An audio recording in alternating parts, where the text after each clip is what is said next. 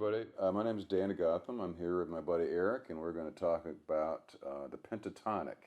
It's probably a word that you've heard many times, pentatonic, 5 notes. That's the meat and potatoes scale that you use for just about every kind of improvising that you can conjure up. Now, what we're going to do is we're going to take the pentatonic based at the 5th fret.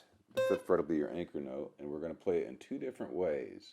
And what I want you to do is listen to my playing in context with Eric's background playing. And I want you to pay particular attention to this. When I'm playing over an A blues, I want you to notice that these notes,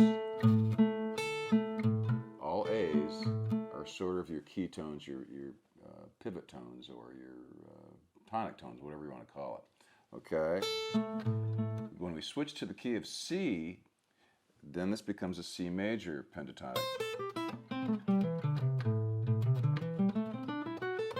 And then these notes become your primary notes. Okay? So once again, if we play it in the key of A, our primary tones will be this, this, and this. When we play in the key of C, it's going to be this one, and this one. Okay, now there's one other thing I'm going to add to this, which is when we play the pentatonic, we're going to add one, what I call spice note. If you're in the key of A, it'll be this note, the 6th fret, or excuse me, the 8th fret of the G. And in that context, that's the flat 5. And if we do it in the key of C, that same note will be the flat 3. So I want you to remember that little spice note. It's the 6th fret of the G. Okay? Shall we play the blues? Yeah, and I guess we should quickly just point out, if you're watching this, this guitar is tuned down a whole step to be all funky and lead belly style. So while we are playing an A blues, I'm playing a B blues. So don't let that confuse you. Don't look over here. Okay. Don't pay attention to the 12-string player. Ready? Yeah. Okay. So we're going to play 2 choruses. The first will be in A, and the second will be in C. Yeah.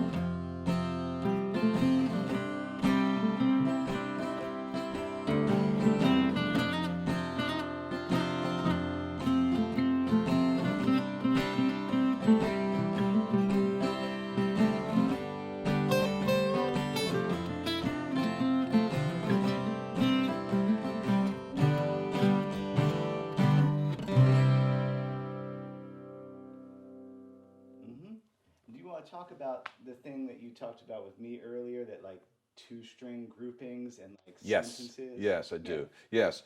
When you approach the pentatonic, the way I always teach it is to take your basic pentatonic scale, whether you're using it as a major pentatonic or a minor. Again, it depends on the mode that you're playing it in at that given moment.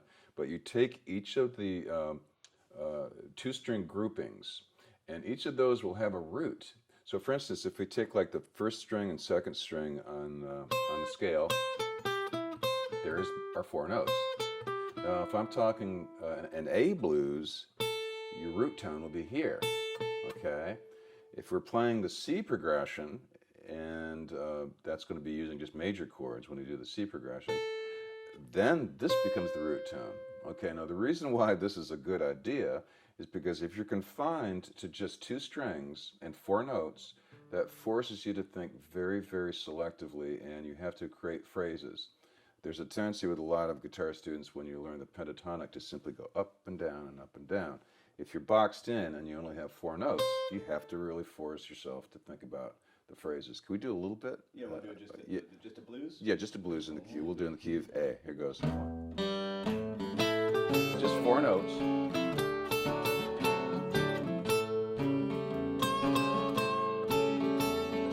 Don't forget you can bend stuff.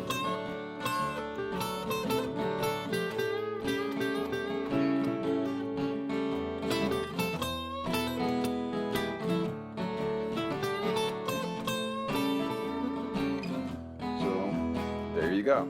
See, there's a tendency to play, if you play the scale, you're going to just go like this all day long.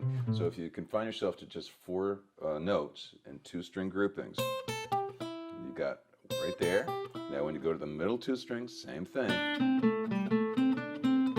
right, you got both an A note and a C note in there, so you can use